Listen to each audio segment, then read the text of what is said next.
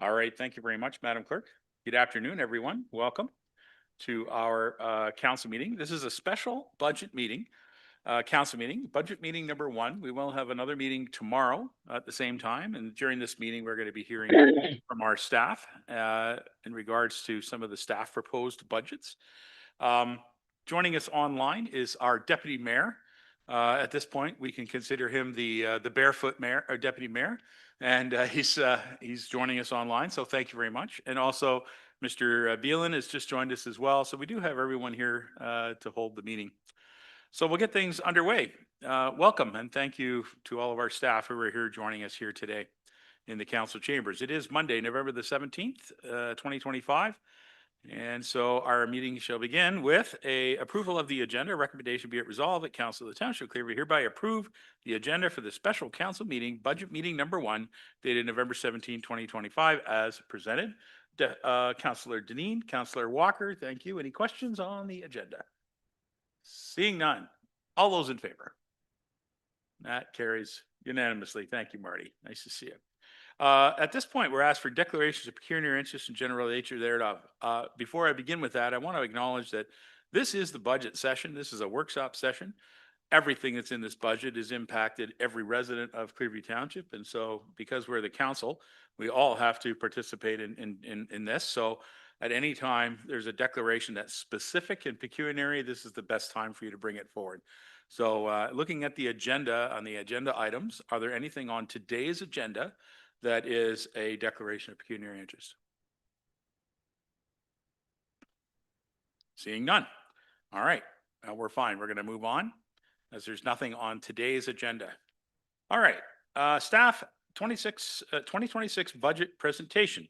So CIO Ferguson and Treasurer Kelly McDonald, who just opened up her own franchise of McDonald's restaurant in our community just on Friday. So congratulations there, Kelly. Anyway, they're going to start us off, members of council, and then council will have an opportunity to hear from various members of our staff. We will open this up with CAO John Ferguson. Mr. Ferguson, would you like to kick us off, please? Thank you, Your Worship. And just to recap that we have a budget presentation today and tomorrow. It was a bit of an interesting year. We have some outside influences with the OPP with a cap of 11% increase that impacts our budget. We also have a 3.5% increase by the county that's also impacting our budget. With that said, we've been working through several of the departments to try to tighten up where we can. And ultimately, we're sitting with a combined suggested tax increase for the municipality at 2.45% at this point in time. So it's a fairly decent measure of a tax increase, although we don't like taxes to increase needlessly. We believe with a lot of the activity that has been initiated in this past year and other impacts on the budget, that we feel that this is a good starting point at 2.45%. And I'll let Kelly continue from there. Thank you, CAO. Ms. Treasurer? Thank you, Worship. Through you to the rest of council. This is the first budget we've done under strong mayor budget. And as the mayor directed, we're following the same process that we normally follow. So for the next 2 days, you'll hear staff proposed projects, which again, as Mayor or CEO Ferguson mentioned, has us at a blended rate of 2.45. We've capped the OPP at the 11%. We did have a decrease in our OCIF funding of 10%, which is something that funds our capital projects. Fortunately, our OMPF went up by 10%, so that covers our operating. So it was sort of coming out of one and going into the other. So we've spent all of September and October hounding the senior managers to get their budgets in. We had all the budgets pulled together. The finance department worked hard getting everything all into one document. And here we are today for our first presentation. The second staff presentation will be tomorrow, as we said, at noon. And then on December 8th, we're inviting the public in for public consultation, where we can hear what initiatives are important to the community itself. Once we have all of that information, the mayor will put together his budget, and that will be presented to council and to the public on January 8th, at which time council has 30 days. If they would like to make any amendments to it, they have to do it through resolution. After all that 30 days has passed, the budget is then deemed passed February 7th. So if Ms. Helmke could please start the slideshow. All right, I just want to comment, thank you very much, Kelly, for those comments. Yes, it is the first budget that underneath the new directors of the province that the strong mayor powers indicate that the mayor does the budget. I was very pleased to consult with you, the clerk, the CAO, some months ago when we initiated the process to support the good work that this township has always done when it comes to budgets and budget preparation. And that is that we hear from all of the senior management departments and the CAO, and then we take a look at what we can and cannot survive with. And we take a look at those recommendations, and then we'll have an opportunity as councillors, mayor and deputy mayor, to make some changes to the budget later on. And there is a nice piece of information in the legislation that allows the 30-day window so that once the budget is being passed by the mayor, I can then host a meeting at any time if the council needs to, bring any types of amendments or changes to the budget, and we can deal with it at that time. So it's kind of interesting that this is a specified program now, meaning that it has to happen within those time periods. It's a little change to what we did. I was very comfortable with how we've been doing the budget and glad that we're continuing to do the budget in this way. Because I think it's important that both council and the public get an opportunity to hear from all the departments that serve our community and hear what they have and have to say, and bring forward their hopes and expectations as to what we can do with the valuable tax dollars that we're required to use on all these projects. So Kelly, thank you very much for working this out, and I'm glad that it was a pretty simple thing, although you did have to get all your senior managers to get their reports in. And I'm sure between you and your staff of your deputy treasurer and your financial analysts and other who assist in your department that you all chipped in to help this come together. So, all right, Thank you, Your Worship. carry on, please.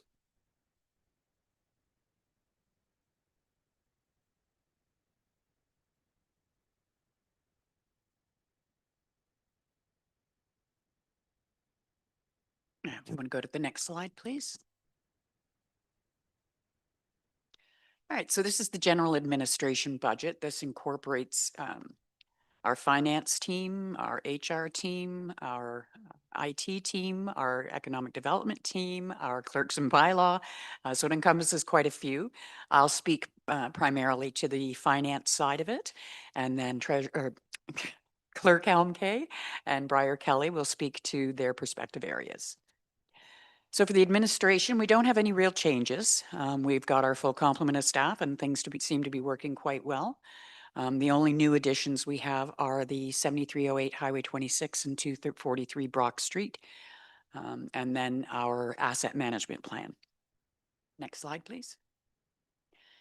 So the Highway 26 Brock Street loan, the total payments will be approximately $280,000 per year. And what staff are suggesting is that we finance $200,000 of this from the Affordable Housing Reserve. We didn't really have projects for that reserve earmarked as of yet, and this one seemed to fall in line with it quite nicely. Our second initiative for 2026 is completing the asset management plan. We're a little behind on the OREG 58817. So we're proposing to fund this one time through the tax stabilization reserve. Next slide, please. Information services, again, with the addition of Logan, our IT assistant, that department is running quite smoothly. You'll notice your security training emails have been coming out, and I'd appreciate it if everybody could get on board and do their training. That keeps us up to date and keeps our systems as safe as we possibly can. So we have no real changes for this department for 2026. We're going to stay status quo. And with that, I will pass the mic over to Sasha. Okay.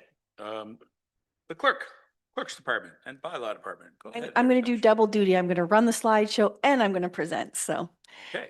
So good afternoon, council. I have the pleasure of representing the clerk's department and bylaw enforcement budgets for 2026.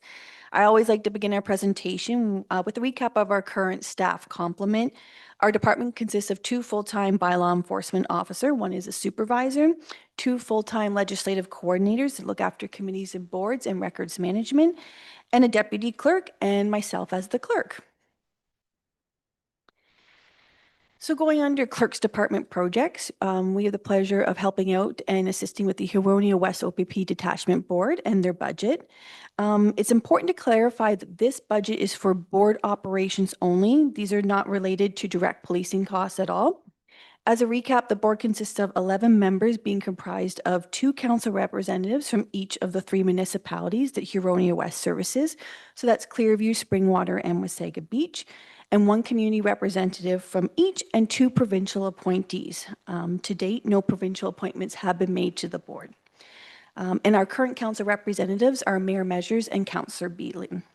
The board's mandate, just as a recap, under the Community Safety and Policing Act, so they participate in the commissioner's selection of a permanent detachment commander. They determine objectives and priorities for the detachment. They advise the detachment commander with respect to policing provided by the detachment, and they monitor the performance of the detachment commander. And they review reports from the actual detachment regarding policing in the area. And then they have to submit an annual report by June 30th of each year, just outlining their activities. As you can see on the slide, I've highlighted the key budget areas that make up the total ask of $46,500. This amount is divided evenly between the 3 municipalities and is reconciled at the end of each calendar year. And I don't know, Kelly has the privilege of being our financial director for the board, so it's reconciled through Clearview Township. The 2 largest budget items are for member remuneration and for staff resources. In 2026, the amount that you see on there of $10,000 will actually be allocated staff resources back to Clearview Township, as our new deputy clerk, Emma Coleman, will be the main resource for the board. So she'll be looking after all the meeting management, agenda and minute preparation, providing reports and policies. 2025 was the first full year of the board operating with the same budget allocation of the $46,500. However, being its inaugural year, the actuals are much less than the budget provided. 2026 is proposed to be a more active year as the board, they intend to engage with the association a bit more and undertake special projects. Our next project for Clerk's Department, and it's an exciting proposed project and one that's never really fully come to fruition here at Clearview before. So in 2026, the department, through our legislative coordinators, wants to focus on developing an overall committee and board volunteer program. So really, what does this mean? As outlined, the concept is to elevate the volunteer experience, with not only includes initial onboarding and training at the beginning of the term, but ongoing continued support. Our legislative coordinators often have dual support roles, as they're the recording clerks and staff liaisons for many of these committees and boards. In this role, they are often the link from the volunteers to staff, providing answers to event questions, procedure, reporting requirements to council, and developing common useful templates and procedures. As we onboard new volunteers each term and throughout, retention of these resources is very important. To assist with this, staff are proposing that $5,000 be allocated in the public relations budget to provide branded items to volunteers during onboarding and orientation. It's important to ensure that each volunteer feels a part of the larger Clearview community, as their work is invaluable. It's nice to be able to provide some branded items along with our usual paperwork that we download onto our volunteers. And it starts really their volunteer relationship with the township, which we want to start on a positive note. And for those that love stats, the township has approximately 75 volunteers representing 14 committees and boards that are currently active. And then throughout 2026, the program will be developed more to encompass new ideas as we go through years 2, 3, and 4 of their term. To us, support goes beyond the initial onboarding. Some preliminary ideas is to partner with Parks and Recreation to provide different elective training opportunities for volunteers, such as Smart Serve, food handlers course, and then looking at a Team Canvas subscription for the hall boards to help promote their events. Moving on to bylaw enforcement, and we have our supervisor of bylaw enforcement here in the audience, and that's Joseph Paddock. So since the winter of 2025, township staff have been working towards the development of a short-term rental accommodation and licensing bylaw. Throughout this process, staff have advised council through update reports that the passage of the bylaw, there would be a proposal to hire an additional staff member to manage the licensing program. So here we are today.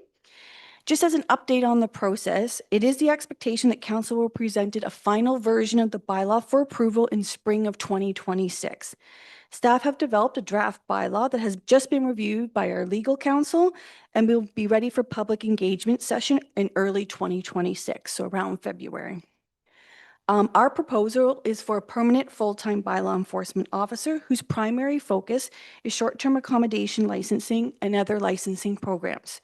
So that would be special event, vending, dog licensing, etc. The position would be filled mid-2026, providing time to establish forms and internal processes, as well as initiate an education program for short-term accommodations. This position will work closely with building and fire for the STRA licensing and the inspections. And then secondary to licensing, this position will also be the main enforcement officer on zoning bylaw violations. This position will work collaboratively with the planning department on compliance, either through planning processes or enforcement measures. And as Clearview grows, this position will also assist with the regular demands on the bylaw enforcement department during peak seasons. So majority would be the summer months. And lastly, for bylaw enforcement, we're looking at contracted services. So this proposed budget amount is really reflective of growth in our community and the enforcement challenges this may bring. In 2025, there has been an increase in the number of vehicles left in municipal roadways and parking lots for long periods of time. The owners either abandoned them or failed to move them. Bylaw enforcement's recourse to address the issue has always been for the vehicle to be towed. Normally, the cost of the tow is paid for by the vehicle owner when they claim the vehicle at the impound lot. Unfortunately, these vehicles are often derelict and cost more to repair than what the vehicle is actually worth. So tow companies are then left with these vehicles, and after 90 days, they can apply to obtain the ownership, but are left with essentially a vehicle that's worth scrap metal. So to recoup some costs, tow companies are now charging the township to tow these types of vehicles, which is not recoverable by the township. So staff have proposed adding $3,000 in the budget to address the towing of these types of vehicles, and this will approximately cover the towing costs for 11 vehicles. Thank you. All right, I'll tell you what, we'll pause and look for any questions from our members here. Do we have any questions regarding Kelly's presentation? And, the deputy mayor has a hand up. I can see it right there. Go ahead, Paul. A quick question. They're talking about, for Kelly, we got that letter the other day about AI. Do we have to be prepared or do anything special from a budgeting point of view in regards to the onslaught of more AI?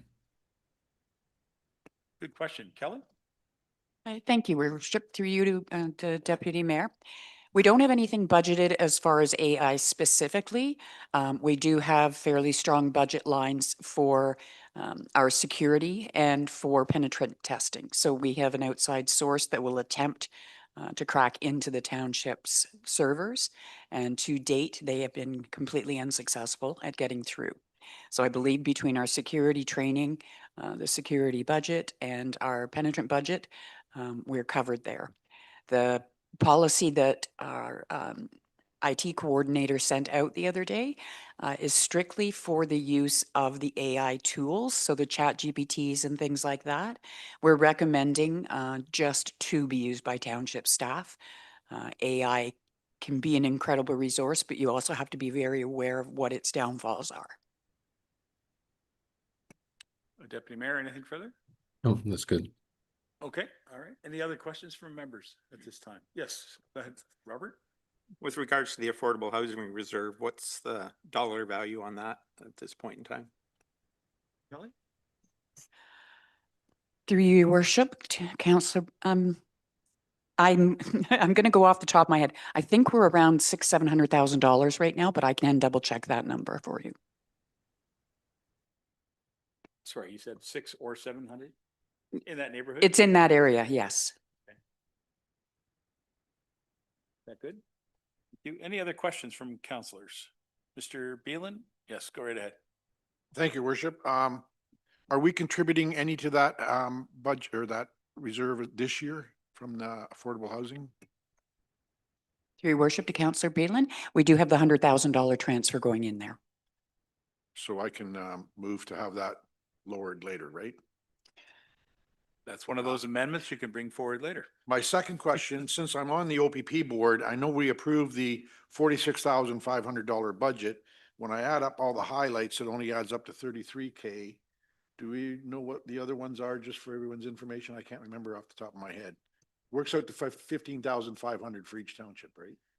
Thank you. Through your mayor to Councillor Beelan. So I just did the key highlights that were the bigger budget items. So mileage, there's Okay. supplies for the board. Those are the other smaller items that make up that extra funds. Yeah. Okay, thank you. And then my next question is to Kelly. On your administration department budget, it shows expenses, salaries, wages, and benefits. Whose salaries are those and how many people? And can we have a breakdown of that or? Through your worship to Councillor Beelan, do you want to break down by position or? So the administration would be myself, deputy treasurer, financial analyst, accounts payable, water and sewer utilities, property tax assistant, payroll and benefits administrator, the CAO, the director of HR. I believe the departments for IT and EDC are separated, so they're not included in that. Okay, thank you. I think we are, right? My apologies, I forgot the clerk's department. That's okay. They're amongst us at all times. That's all I got for now. That's all you got there for now? Thank you very much, Marty. Any other members? As we move on here, we're comfortable? Thank you. Actually, I will have just one quick question. Can I ask about the full-time bylaw position? That person obviously will be available to help when there's, a bigger effort, I guess, being put forward, particularly like at this time of year when we're dealing with a lot of vehicles that are parking overnight. Is that person going to be working sort of odd hours like our other employees in the bylaw department? Thank you, Worship. That's a great question. So yes, you're looking at overnight parking. We do some overnight parking patrols. And so that person would be a part of those patrols, and within the department, they would work out who can go out on those specific nights as they can't work the next day. Right. My point is that the notes say that it's going to be someone who's going to be doing a lot of our licensing and paperwork, that type of thing. That doesn't mean that that person is not available to do other patrols and other enforcement as needed, right? Thank you. Yes, that is correct. They will be part of bylaw enforcement, so they will be available to help with all enforcement measures. 100%. That's great. Okay. Well, thank you very much. Nothing further then? All good? All right. Let's carry on. Kelly, what's next? Thank you, Your Worship. So up next, we have Briar Kelly with the Economic Development Budget. Hello, Briar. Welcome. Is that microphone turned on? Should be in green. Yep, we're good to go. Oh, there you go. Good job. Nice to have you here. Great, thank you. And I'll just dive right into the economic development side of things. And we're very excited that we've reached a milestone of a full year of dedicated staffing to the economic development side. During 2025, this year was spent building relationships with the small business community, gaining a better understanding of their challenges, and assessing the activities and expenses that were funneled into economic development. Looking ahead to 2026, there's a number of projects that we have in the planning stages and additional activities that are awaiting confirmation of funding or selection as communities. Just a few brief highlights of 2025. We've hosted 3 business support workshops. We've engaged in 4 business insights tour, launched our monthly economic development now newsletter, and together we have attended 14 grand openings and anniversary milestones for our businesses in Clearview. First thing that I will address is our EDCO regional event. Very exciting. We were selected as Central Ontario's host community from the Economic Development Council of Ontario to host a regional professional development event. This will be happening on October 8th of next year. And we're bringing together economic development professionals from across the province, staff in planning, and other individuals who are engaged in economic development as a whole. We've also put together a working group that does comprise of a handful of staff from here at Clearview Township, our venue host, staff from the County of Simcoe EDO office as well, and our neighboring municipalities have expressed interest in being able to support this event as well.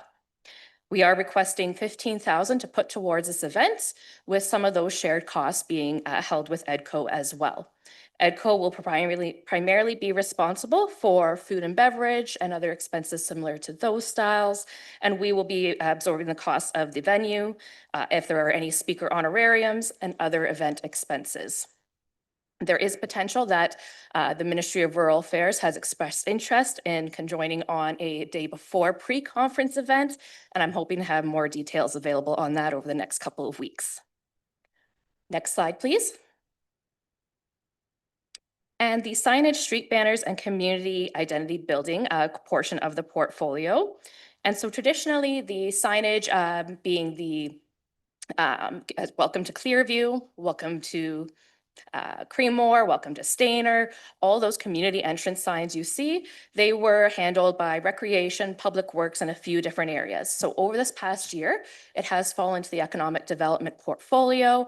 Communications coordinator Drew and I have been working on developing a full inventory of what signs have been updated with current branding, what needs to be replaced. And so from here on forward, over this past year, anything related to those community signs have come to economic development. If there's a sign that's in need of replace, that gets funneled directly towards myself, and we connect with either Public Works to get that, if it's minor repairs, or if the sign needs to be fully replaced, we work with a business to get the assets updated. The other aspect of that portfolio are the street banners. So as you're driving down 26 here through Stainer, you see those banners on the light posts. We manage the updating if they do need to be replaced. They get changed over for key events and specific holidays. And so all of that is arranged through economic development as well. Looking ahead to 2026, we will be going out to explore costing options, potentially going through tender to look at options for who we can bring, what some of those costs can be mitigated, because for every time that a banner, either the lamppost banner or the cross street banners come up and down, it can be a pretty strong expense. So we are exploring options for that. But for now, for 2026, we are requesting a total of $24,000 that will go towards the community sign replacements. Every winter, we see a few that do need to be replaced because of snow damage, anything along those lines, but also the banner installations, the holiday setups at all the municipal buildings as well. Those are all funneled under that budget request as well. Next slide, please. And finally, we are waiting a response from the province regarding the Rural Ontario Development Program. We are hoping to know by December this year if we will receive the funding to pursue an economic development strategy.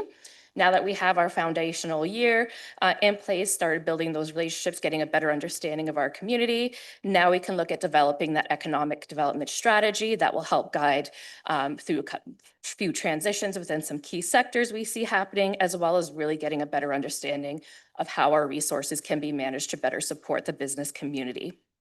If we are approved from the Rural Ontario Development Program, we would be seeing a 50-50 matching in the funding request. So we have requested $40,000 to be included in that budget. And based off the quotes we have received so far as part of the funding application, we would be needing around that amount. And then the province of Ontario would match the $40,000 so that we can secure a consultant and have a 5-year economic development strategy created. Next slide. And as mentioned, this very much was a foundational year for economic development, really getting a strong understanding of what the expenses were. There are a few areas where we sponsor some organizations, sponsor specific events for business communities. We also supported, again, bringing some of those events to our region, such as those business support workshops, and really, again, creating that communication channels with the small business community. And so there are some increases from what we saw in 2025 going over to 2026, but that is reflective of now we have a better understanding of what a typical year here for economic development looks like and what we see coming down the pipeline for the next year. And that is it from economic development. Okay, thank you. Don't go away there, Briar. Until we're, in case there's any questions from our members. I'll start with the first one if I may. The economic development strategy, you and I have had a conversation about that and how we have a good running policy on how we do community and economic development. And through the leadership of the CAO, we've had actually a pretty good year. And so I'm very pleased with it. We had a quick conversation, and I can just refresh for members of council. Maybe you can help me to having a strategy. Why are we doing all this work right now without a strategy? And why is it important to have a good economic development strategy that will, encompass the good EDC and community work that we're doing? Is that something you can help councilors understand and the public? Absolutely, Your Worship, through you to council. Right now, this past year of economic development has been very much reactive. There has not been a lot of time for proactive engagement. And so by having an economic development strategy, it helps us look ahead to the future over the next 5 years, get a good solid understanding of where we are right now, what are the challenges, what are the strengths, what are our key priority projects, because I do keep a full list on my desktop of what are some of the projects that we would love to be able to do, what would be major impactful projects, but how do we identify what are the priority ones? What can the community handle right now? What do we have infrastructure for? And what do we need to work towards? What are those steps before we can get to some of those next big projects or initiatives that we do want to launch? There is also, as we're hearing from the community and some of the other projects that are happening, we're expecting a couple of our sectors in the region to be taking some drastic shifts because of a few, again, outside projects beyond our control. So this strategy will help us stay ahead of that and find other opportunities to support those changes. And again, support the community going forward in a longer term plan. Thank you very much. Members of council, do you have any questions to Kelly or Briar on this? Robert, do you want to go first? Just a quick question, maybe for clarification. The individual off Main Street business signs that are on our posts, they were purchased by the individual businesses and put up by our public works. My question is, who does the updating of those signs and when are they updated and changed? Because I know there are some signs that businesses are no longer off Main and others have changed location. Like I take Foodland, it's still pointing down Airport Road and we should be pointing 26. So there are signs I think that need to be removed and I just don't know whether that falls under economic or whether that falls under public works. So I just need some clarification of where that goes and that really should be looked after by whichever department is looking after that. Thanks, Councillor Walker. I'm going to defer directly to the Public Works Department because I'm pretty confident it falls underneath their category at this time. It's interesting because this proposal that is being proposed through economic development would take a look at a lot of signs. So maybe we can have a little understanding for council as to where that goes. Dan? Yeah, thank you, Your Worship. Certainly right that in the past it's been a request from a business or whatnot, and they ask us to locate the sign where they want it to be. Unfortunately, I don't think that we in Public Works have been focused enough on when a business moves or when they are no longer there until the request comes, somebody makes a suggestion or a request comes in to remove it or move it, then we would do that at the time. But nobody's really focused in our department that would track, basically track where a sign needs to be moved. So maybe that's something that we could work together. If they're providing an inventory through economic development, then we can work with them and have them moved or removed as necessary. Okay.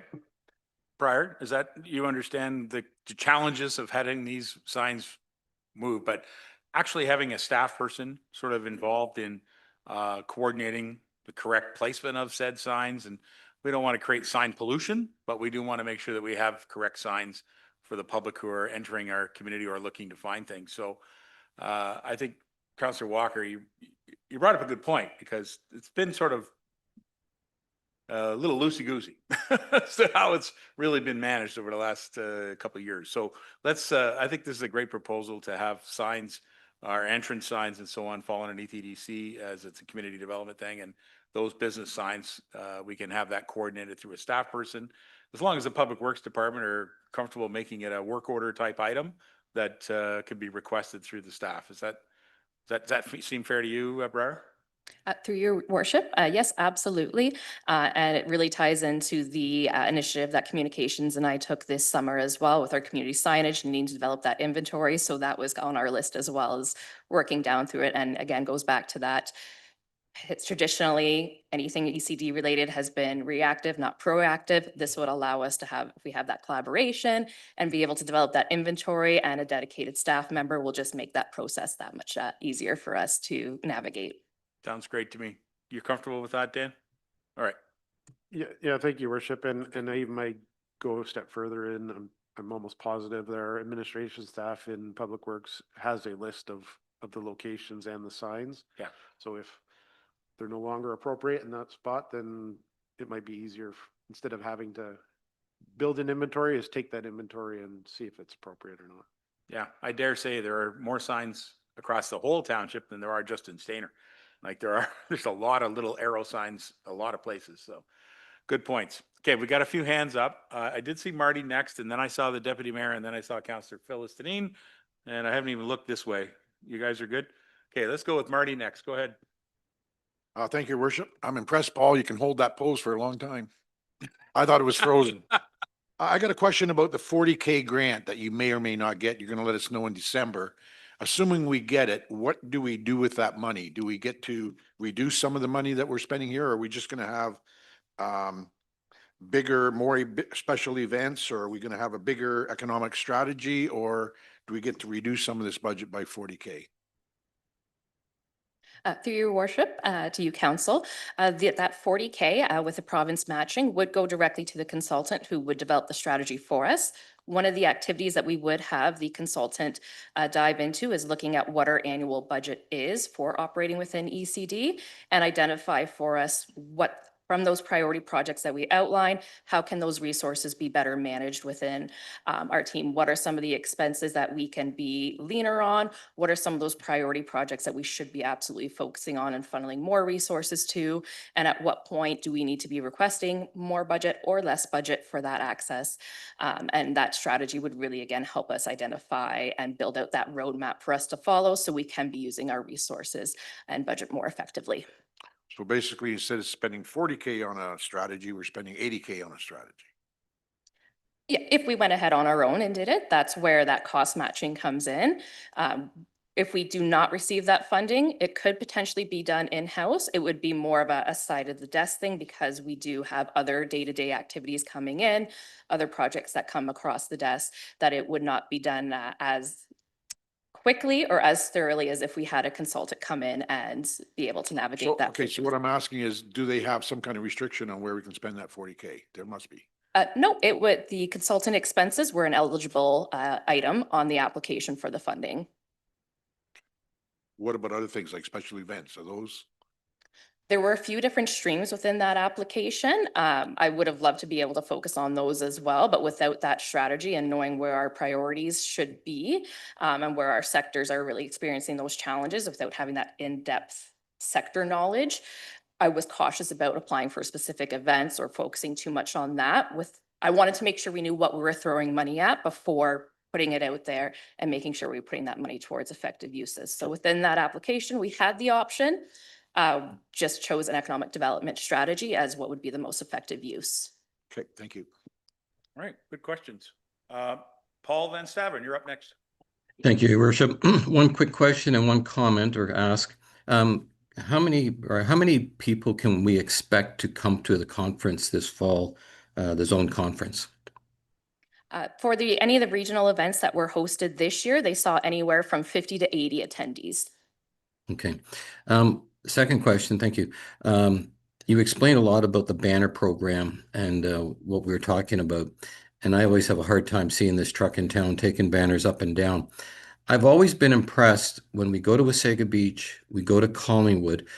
They have those signs that are like slip-on signs where you can announce what's going on that weekend. We put a simple board in. Have we looked at something like that, which we could do? It's I won't say a very little cost once the sign is built, sort of thing. Have you looked at something like that? Through your worship to council, it's something that is on our to-do list. It's only having handed this program during the spring, still wrapping some thoughts around it, how we can, again, make this more efficient. And the way the program is designed right now is it's either Clearview Township events or activities that are on those banners and sides, or an event organizer reaches out to us and the costs are on them to have some sort of sign or the cross-street banners created, and we absorb the cost of actually having it installed in the lift truck that is associated to put those on there. There's a lot of extra chatter around different signage, different requests for signage. That's something that will be on our radar for next year as well, is looking at, as mentioned earlier, there's some sign pollution concerns. There's a lot of signage in the community. There's also some conversations with the Chamber of Commerce. They had to move one of their signs this summer that had been out at Station Park due to some of the construction from County of Simcoe Rail Trail coming through. So there are some discussions over the next couple of years for a larger sign to come in. That's still being worked through as well right now. Thank you. Thank you very much. I'm going to go to Councillor Deneen. Thank you, Your Worship. I just wanted to make mention too, whenever one of those signs we talked about previously was out of whack, I sent an email to Dan and it was rectified very well and very quickly. And if the public sees any, they can do their due diligence as well and let people know and the public works know. And yeah, basically, Councillor Beelan, that was what I thought. You had to put the reason for those funds requested on that, and that there might not be another way. Would you have to return it? You don't have to return those funds if indeed we didn't need them? Through your worship to council, yes, there would be, based off the quotes that we submitted with the application that came in that amount. If we decided to go a different direction with a different consultant than the three quotes that had been provided in the application, if it changed the pricing at all, there would be an expectation that that would be returned. However, my experience with working on some of those programs, that if you can justify the rationale that our consultant costs didn't come in as high as we are expecting, by connecting with our regional representation from the province, there usually can be some flexibility to say, we have an extra 20,000, can we put this towards, say, one of the first identified priority projects in the economic development strategy? From my experience in other funding projects, as long as that communication is there, there's usually some flexibility, again, as long as you can justify the rationale. Depending on the program itself, it's very much a case-by-case basis. Okay, thank you. And just one other, the EDCO regional event, there's an admission fee for that for the people that are coming, and that goes to the EDCO? Yep, there would be a And that's- nominal fee. There is a membership fee and a non-membership fee to attend. And so there would be a small fee that EDCO charges for them to attend the event, and EDCO would receive the funds from that, which I believe is what goes towards typically the food and beverage portions and some of the other expenses that they support. Thank you very much. All right. Any further questions then for this category? All right. I've got a couple quick ones. On the EDCO conference, obviously the ask that you're looking for is sort of to help animate and activate the meeting to engage the delegates in understanding and learning about our community. So I see this as a valuable piece of work to an investment to promote our great community to those people that are in EDC world that are also talking about their experiences across Ontario. So I think this is a good thing. And so I support the idea of having this conference, first of all, and I also support the idea that we're going to spend a little bit of money to promote Clearview in it. So I know it's a little early in the game, but can you tell us and council some of the activities that delegates might be doing that are going to be supported through this funding?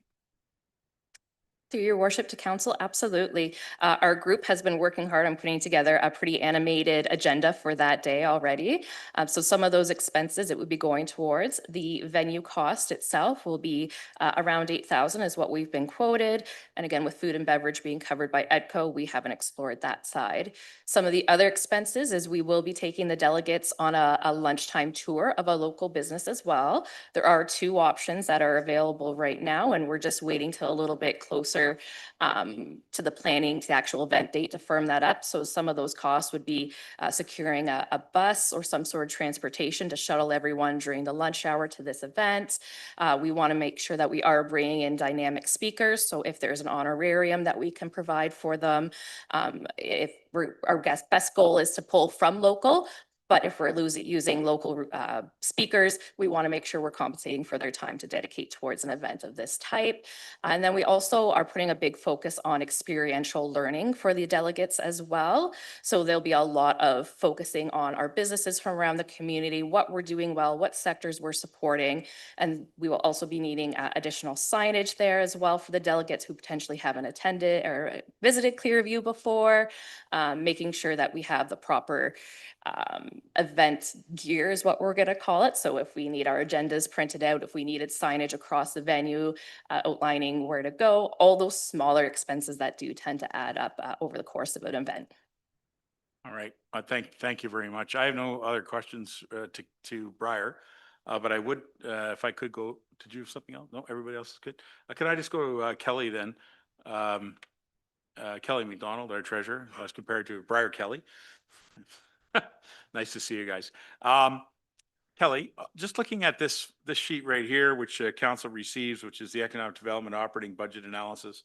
The ec development strategy of $40,000, I don't see it specified in here. And I also looked here, I don't see it on here either. So can you just tell me where it's showing that if we get the funding, that this shows up in you? Thank you, Your Worship. So the expense itself would be in through the administration.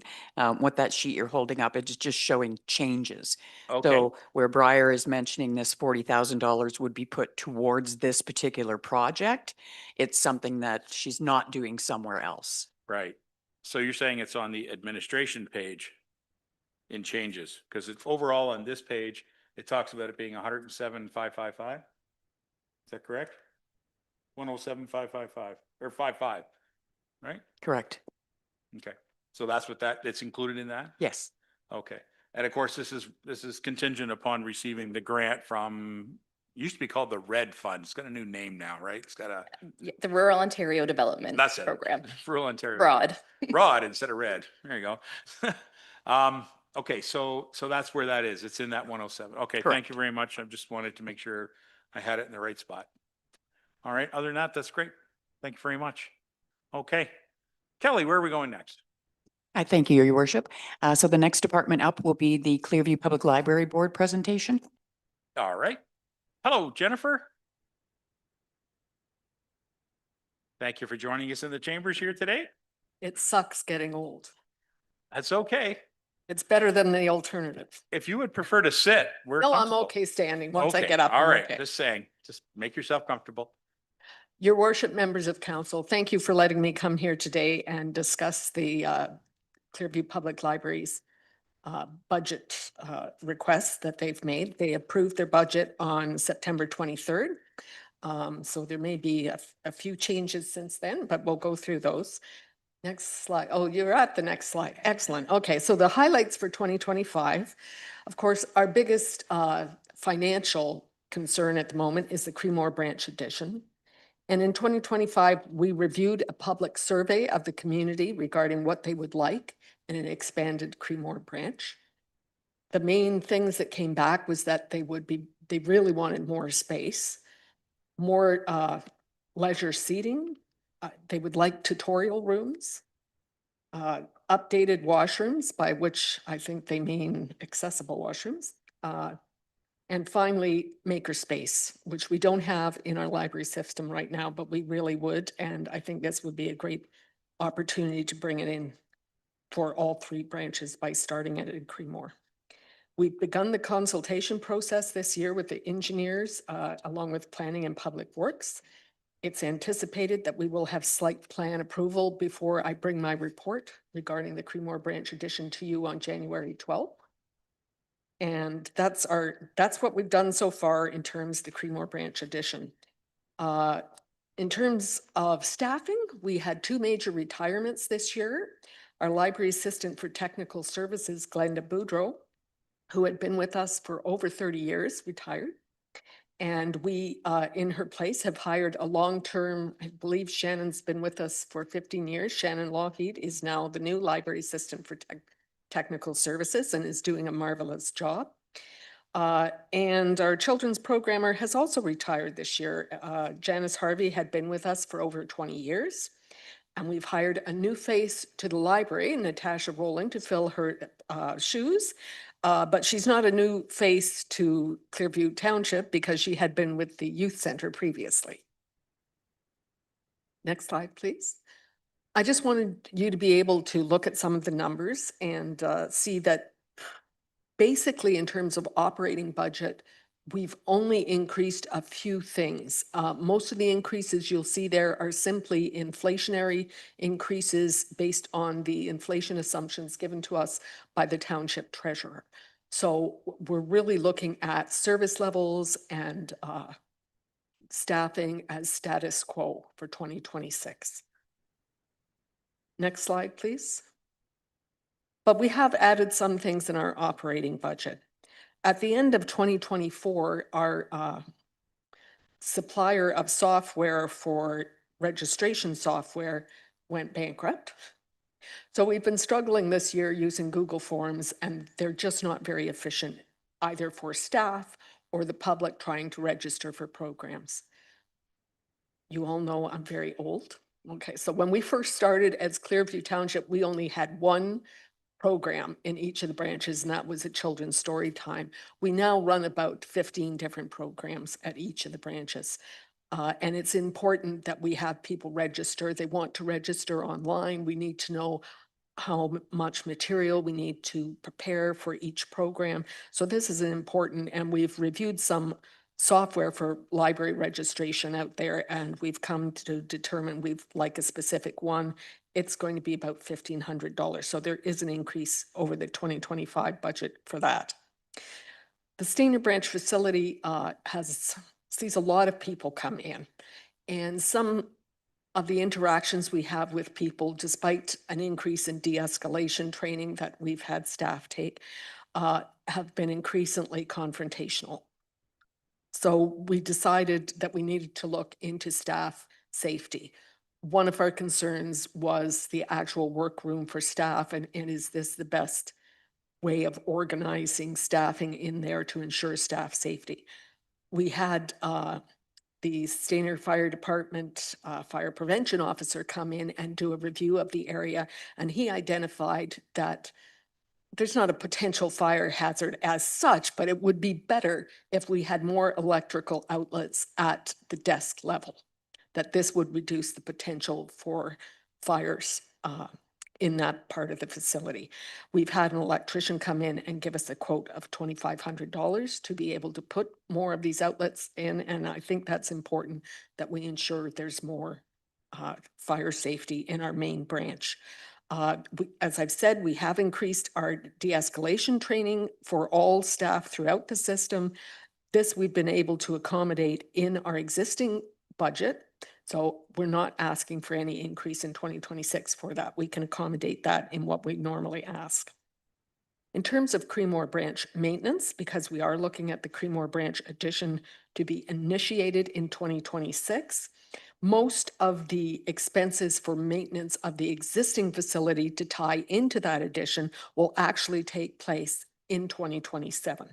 So in 2027, you are going to see an increase of over $32,000 over our regular maintenance to cover such things as painting and carpeting the existing facility to match what we're doing in the addition, and to make the public washroom that's already existing in the facility accessible. It is wheelchair accessible, but we don't have the accessible buttons, and we really should move towards having those in our facilities. what else do I want to bag on about here? Okay. We've been putting off the painting and carpeting for a number of years at this branch because we knew we were going to do the Creemore branch addition at some point. So although 32,757 sounds like a lot of money, it needs to be done. It hasn't been, I believe it's been over 15 years since we've recarpeted. It's worn. The painting has been scratched and it's looking a little dated. And we need to get it done at some point. So it's a maintenance issue. It's just that we're tying it in to the addition because we don't want to do it twice. Next slide, please. And the only major capital project we've got going in 2026 will be the Creemore branch addition.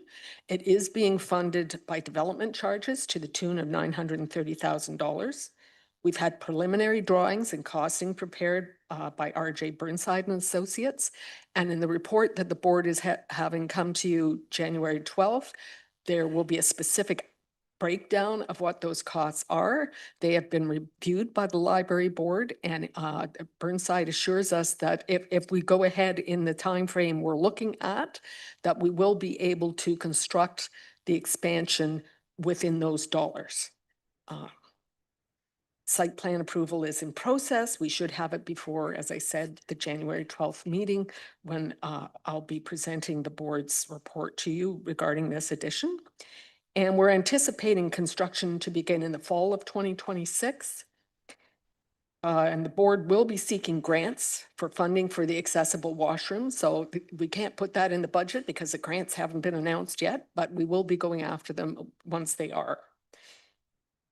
We are also going to develop a fundraising campaign. The board is, and we will make sure it comes to fruition because we know that some costs are probably not going to be totally covered by this amount. We will probably need additional shelving and furnishings that may not be covered by this. Most of it will. And we want to start purchasing maker space equipment.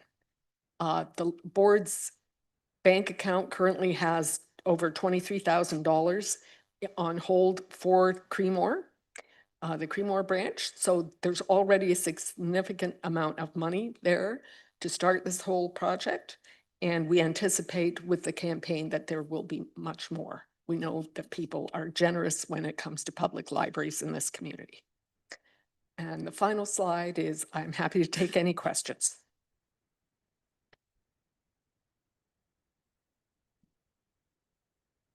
We want to thank Charles Schultz for this fine little cartoon. Members of council, are there any questions to, I see the deputy mayor first. I see his hand up. Go right ahead there, Paul. I just want to make sure on January 12th, we will have a discussion on this whole build process, or is it on other things as well? It will only be on the Creemore branch addition project.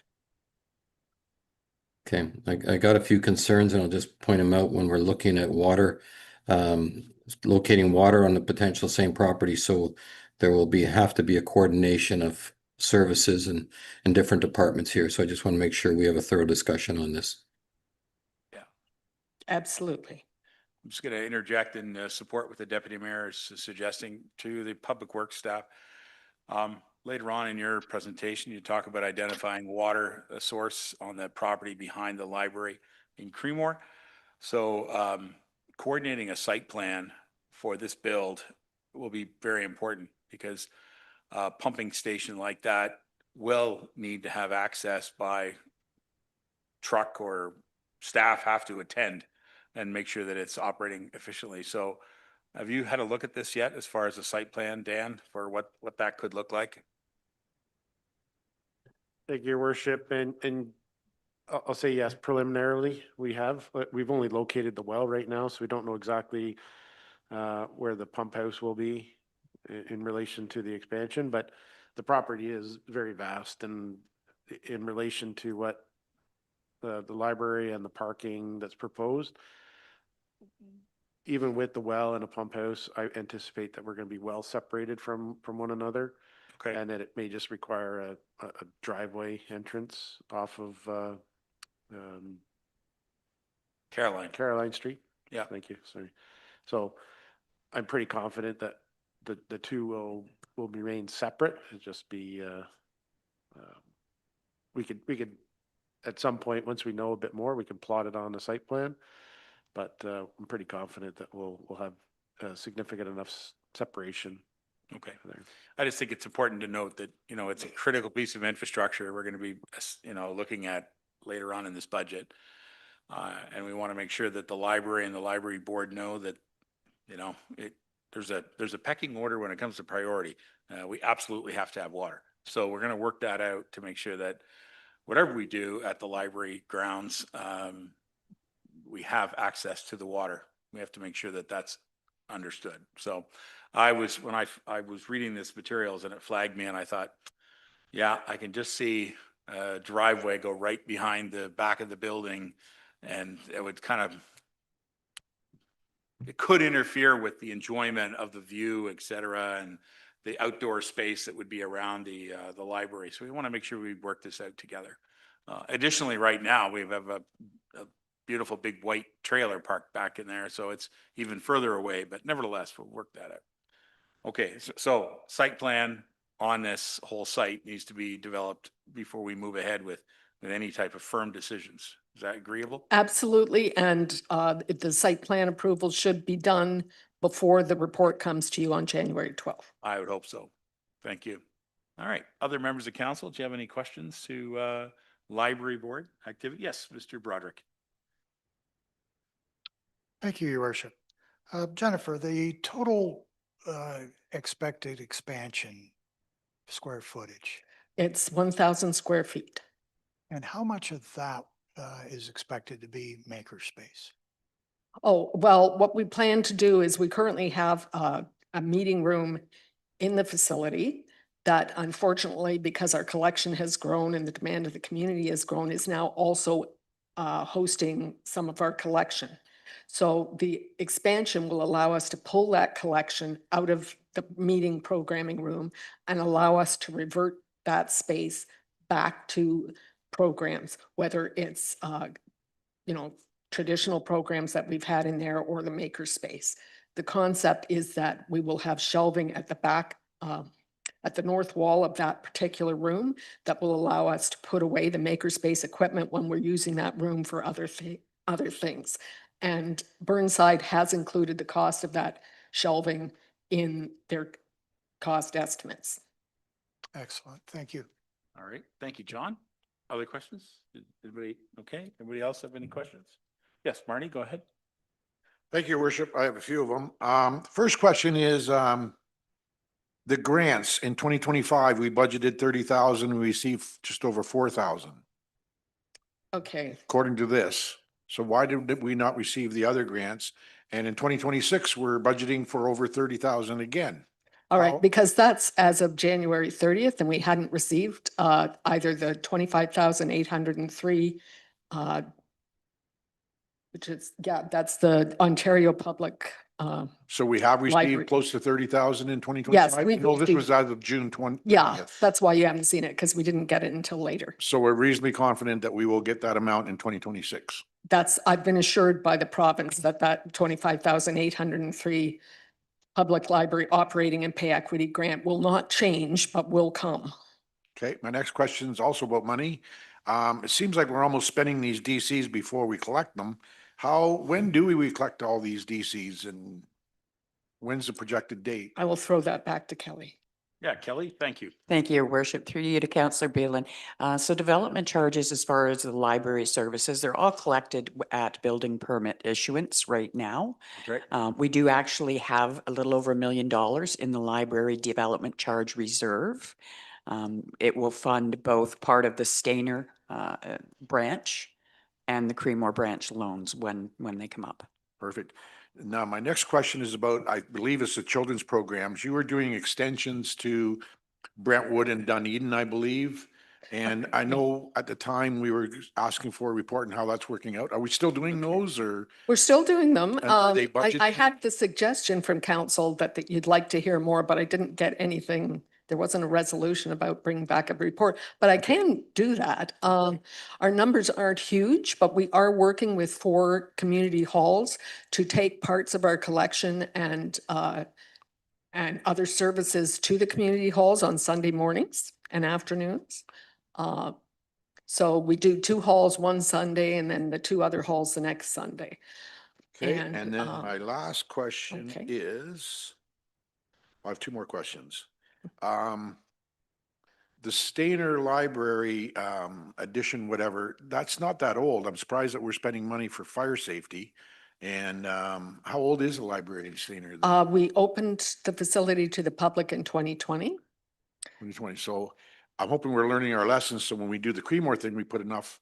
Well, I Flexi. think we've learned our lesson in terms of architects are wonderful, but sometimes you have to really sit on them and make sure, I think that one of the things that we'll maybe do is bring the fire department fire prevention officer in to just maybe have a look at the drawings before we go further. Because when you haven't even moved into the facility, it's hard to tell that you need more outlets, because it looked like a lot of outlets. Yeah, you but- can never have enough extensions. My last question is, you have maker space equipment. What is that? What are you making? So that would include things such as laser cutters, 3D printers, button makers, things of that order. I don't. Crafts? Yeah, Okay. Good enough. exactly. Thanks. All right, thank you very much. Anybody else with any other members, questions? No? Seeing none? Okay, so I look forward to hearing more about this on the 12th then. We get that up to date. I also look forward to hearing about the your volunteer program. You have some volunteers who help out at the various branches, and I think that that's excellent. So perhaps we can work with our clerk who spoke earlier about volunteers, making sure that volunteers get acknowledged and recognized as well. Okay. All right. Thank you very much. If there's nothing further there from any members, that's great. Okay. Well done. Thank you, Jennifer. All right, Kelly, where are we going next? Thank you, Your Worship. Next up, we have the Planning Department. Is it planning and building or just planning? I didn't want them fighting out at the podium, so we I know split Scott's it. here from building, so we just want to make sure. Okay, building's coming up. Green light. I would know this by now. Yeah. Okay. Hi, Derek. Hello, Your Worship. Okay, so good afternoon, Your Worship, other members of council, staff, and any of those having the pleasure to watch at home. So I am Derek Abbots, the Director of Planning and Building here at the Township of Clearview. And while I oversee both the Planning and Building Department, today I will just be taking you through the Planning Department's proposed 2026 budget. As the mayor alluded to, our Chief Building Official, Scott McLeod, is here in attendance and will present the Building Department's proposed budget following my portion. So the goal today is to provide clarity around our revenue and expenditure needs, highlight our operational pressures, and frame how this budget supports continued service delivery as development activity evolves in our community. Next slide, please. So just before I review our numbers, I think it's important to acknowledge our team who delivers our day-to-day work. So our team continues to operate with a high volume of competing demands, statutory development application timelines, public inquiries, policy work, and interagency coordination. And our professionalism is what truly sustains our service levels. So each team member contributes to both development and review of long-range planning initiatives. And this crossover between files means that resourcing the department appropriately is essential for maintaining consistency with the Planning Act and the Township's planning policy framework. Next slide, please. So from a revenue standpoint, development application fees remain our primary source, our primary revenue source. So with additional support coming from reserves where appropriate. These revenues do fluctuate with the market, so we continue to try to budget conservatively based on these observed trends. On the expense side, staffing and administration remain the core component of the department's operating costs. And contracted services represent specialized work such as policy updates, studies, and legal services. These are necessary to maintain compliance with provincial requirements and contemporary planning practice. And I'll go into more detail about our contract services in a future slide. And you've already flipped. Thank you, Sasha. So this slide just represents a 5-year trend of planning application activity. So we do continue to see variability across various application types, which is pretty typical for a rural and urban community with shifting development pressures. So notably, you'll see inquiries in certain application categories have declined over time. This would suggest that there's a stabilization in the local market, likely influenced by our water servicing constraints and just the general downturn in the housing market. So however, applications requiring more detailed review, such as subdivision extensions, official plan amendments, and zoning bylaw amendment applications and other complex files continue to require significant staff time. So even with fewer overall applications, the complexity of the files has increased. The statutory obligations remain the same regardless of volume, so workload has not decreased proportionally. This trend reinforces why long-range planning works, such as our official plan review and the upcoming Stainer secondary plan, which I'll touch on later, is so important to streamlining future development review. Next slide, please. Okay, so these are just a highlight of our contracted services related to policy and technical work that cannot be completed in-house due to the level of specialization required. And I'll just note, I believe in your handout, the Stainer secondary plan had a TBD when it originally produced. We did receive feedback from our consultant with a range, and I'll touch on that a little bit later in the presentation, and I'm sure you'll have some questions about that. But with respect to the heritage study, so the study provides tools that we need to address cultural heritage appropriately in the planning process. It updates our policies and procedures to remain aligned with recent changes to the Ontario Heritage Act and updated provincial heritage toolkit. The consultant will review how similar municipalities approach cultural heritage conservation and outline options that may be suitable for Clearview. We received feedback that phase 1 is approximately $25,000 and would take around 6 to 8 months to complete. And depending on the study's findings, council may consider a community consultation phase to understand how residents value cultural heritage and what approach they support. Second phase would be approximately $25,000 as well, depending on the level of engagement required. So with respect to the zoning bylaw update, council will be aware that we have extended our review timeline to respond to the feedback that we've received through our public consultation. And as most of you were in, or all of you were in attendance at the public open house, just the type of feedback that we did receive. So we have held since a detailed working session in October, covering a various number of key topics, including but not limited to additional residential units, on-farm diversified uses, home businesses, archaic plans, shipping containers. And I will note that we have heard concerns regarding the environmental protection zone, and we are currently working with the NVCA and the township's consultant to review and refine the mapping and the draft zoning, which is the need for the extension of this project. We anticipate to hold a public meeting sometime in 2026 with hopefully a recommendation and a new zoning bylaw coming forward in Q1 of 2026.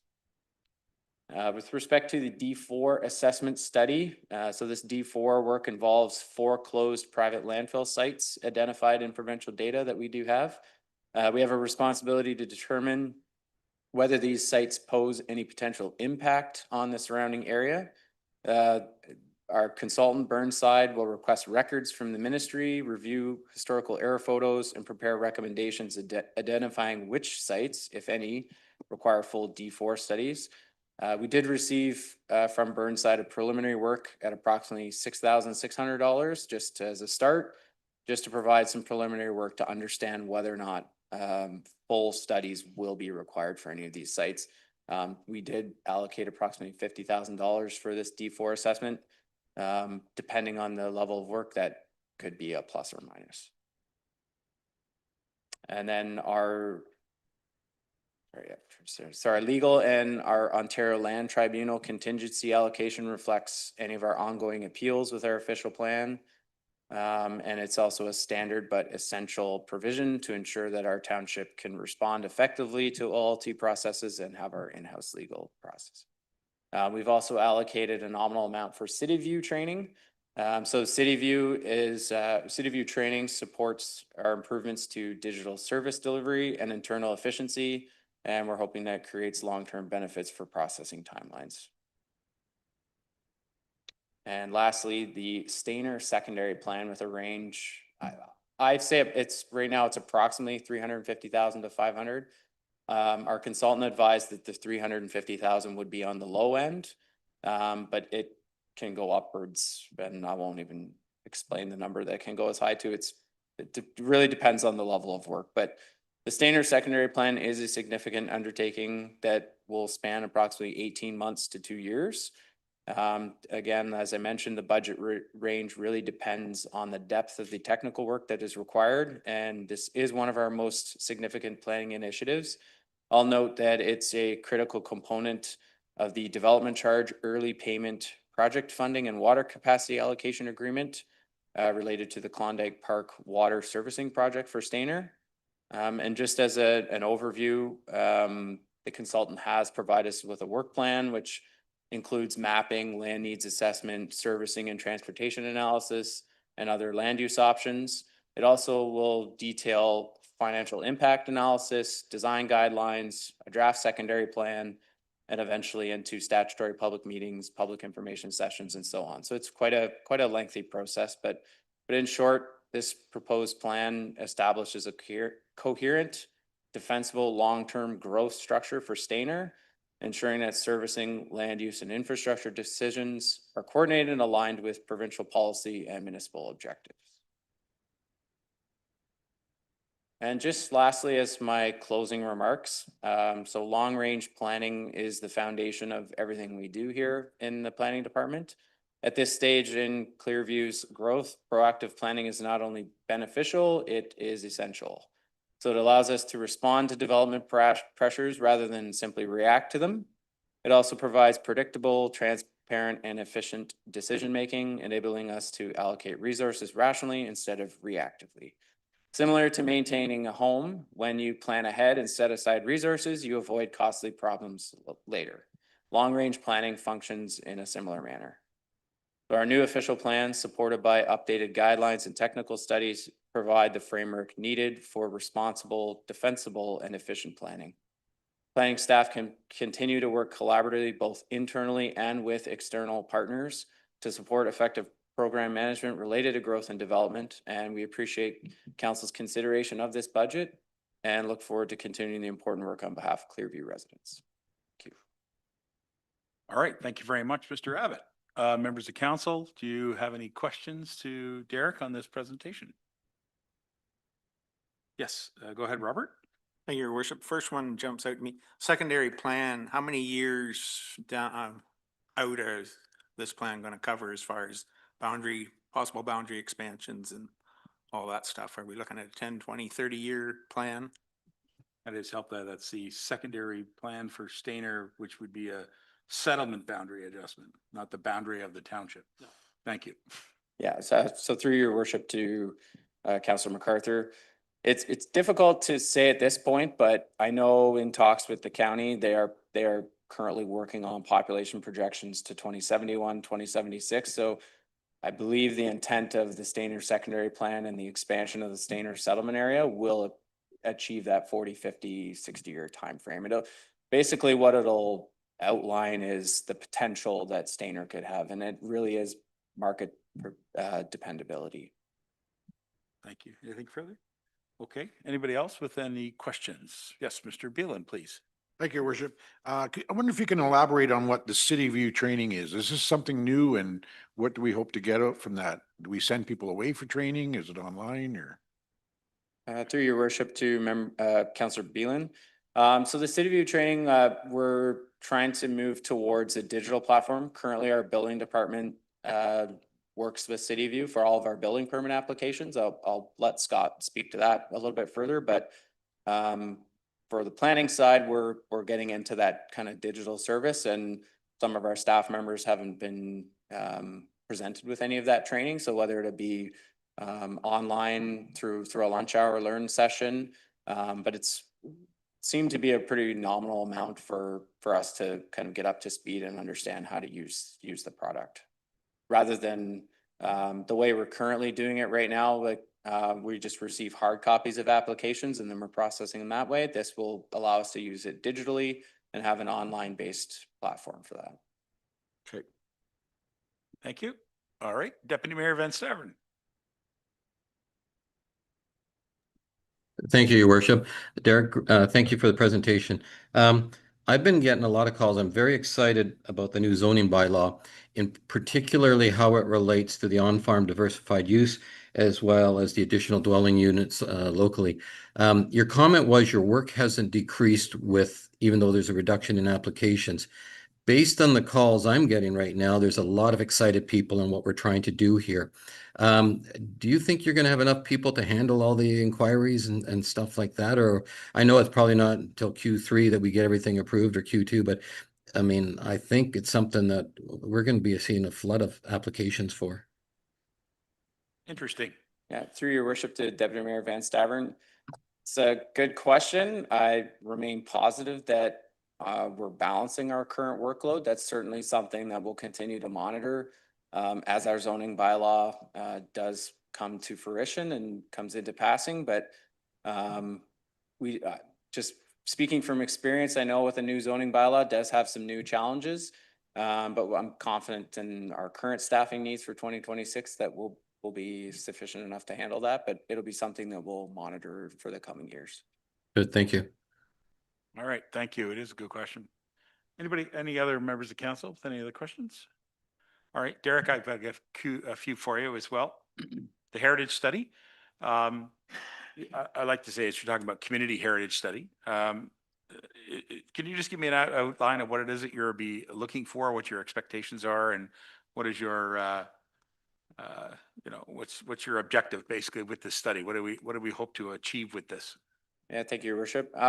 So right now, we're just looking for kind of a toolkit for us to use when it comes to evaluating planning applications. And it's also whether or not there's an appetite in the community to protect significant cultural heritage properties. I believe, if I'm not mistaken, I'll have the clerk clarify, but I don't believe we have any heritage designated properties or buildings. Am I mistaken? I think it's one, but Well, I know for sure, but I'll let the clerk answer. yeah, you can answer that. Thank you. We do have one municipally designated property, and that's the Bethel Union I Cemetery. didn't know that. I do believe there's some other provincial and maybe even federal designations, but that's the only municipal one.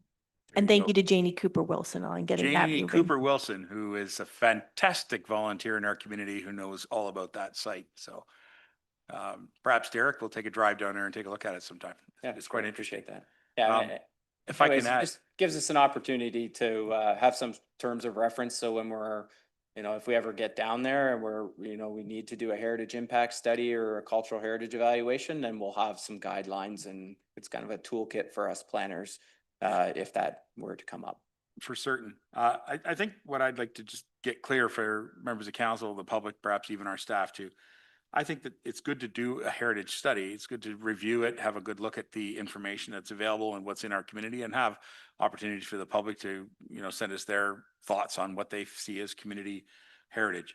But I would caution that many of these sites are very privately held, private owned buildings or structures, private owned, some of them are private owned water courses that fall underneath the NVCA regulations, but they're privately held. So we have to be cautious as a municipality not to be enforcing heritage onto somebody's private property. So we want to make sure that the owners of these properties understand that we want to work cooperatively with them if they're interested in creating that heritage designation. But it's not something that the municipality will be forcing on someone. Is that correct? That's the direction that most heritage studies go? Is that right?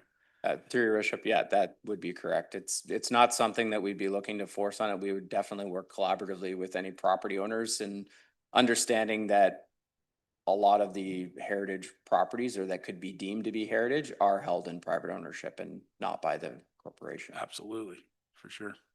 On that last point, I will state that the the other interesting site we have, which is certainly a heritage site, but never really had an official designation, is the Frank's Kiln, which is an old kiln site located up on County Road 91. And it is a heritage site. It's part of the Bruce Trail, you know, program, and you can walk through, and there's a good story about what Frank's Kiln's all about. And our municipality participated in helping to reestablish that and restore that site, although it's never had a designation offered to it because it's owned by the Franks family. So again, it's up to the private landowners if they wish to do that to communicate with us. So Yeah.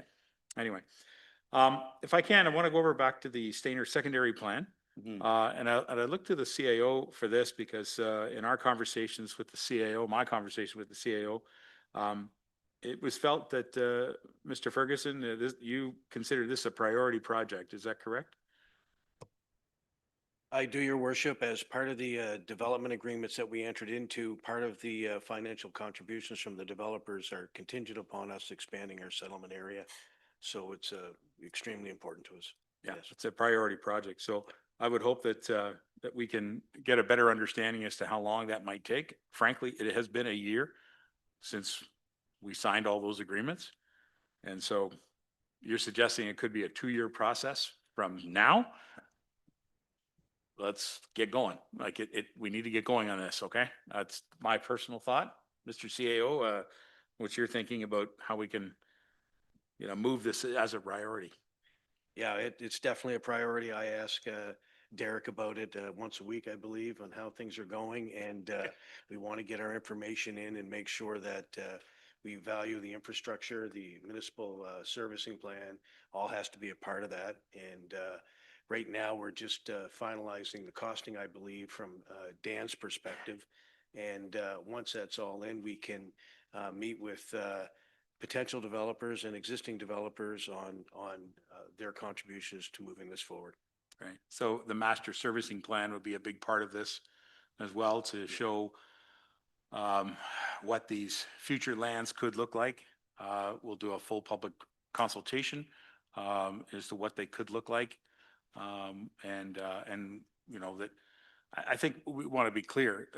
There's no way these are all going to be residential, but the type of growth that we're talking about, they're probably going to be some commercial, if not even some employment type lands will be included in this. So again, working with the provinces, more specifically with the county of Simcoe as they go through their reallocation of employment lands and industrial lands and so on.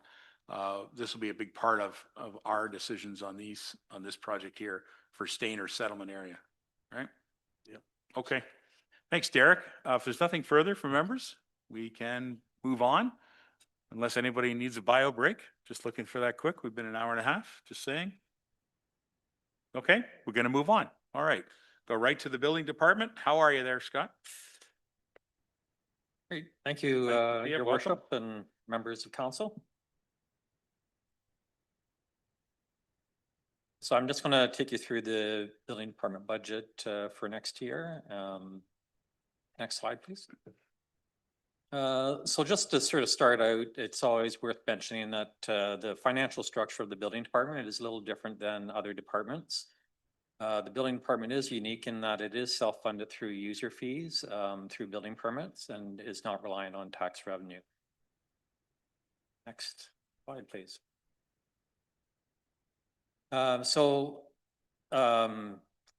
We do propose that we will again in 2026 have a deficit, and that is proposed to be funded from our reserve, which is currently sitting at around 1.7 million. Next slide, please. One of the things that is having a minor impact in a positive way to our budget for next year is that we do have one position that is on maternity leave, and so for about 10 months of next year, we will have a vacant position within the department. Next slide, please. Other than that, beyond there's the regular cost of living and salary and wage adjustments. There's no other proposed changes for the building department budget for next year. That's a pretty simple little presentation. Thank you Yes, very sir. much. The one good news I saw from that presentation is that there's an empty desk that we can probably fill with another person. On a temporary basis even. Thank you, Scott. Members of council, are there any questions to Scott for the building? Yes, go ahead, Robert. Yeah, through your worship, Scott, I heard the Minister of Municipal Affairs and Housing made an announcement just a week or two ago that possible re-looking at the building codes in some degree. Have you heard any rumblings of what that might entail or? Through your worship to members of council, yeah, there's a lot of speculation. I don't anticipate that there'll be major changes. The most significant that have come out recently is changing requirements around occupancy for buildings and allowing development charges to be deferred to occupancy in some instances. And so there has been some recent changes in that regard. But I don't have any specialized knowledge in terms of what major changes are going to come in terms of the building code. All right, thank you very much. Any other questions? No, no further questions online. All right, well, thank you very much for that. All right. One more call for anybody on bio break or not? You're gonna go? Okay. What we're gonna do is gonna do a brief recess. And that way we can have a good discussion with our friends from the Recreation Department when we return. The time is now 1:33, so we will all be back here at 1:45.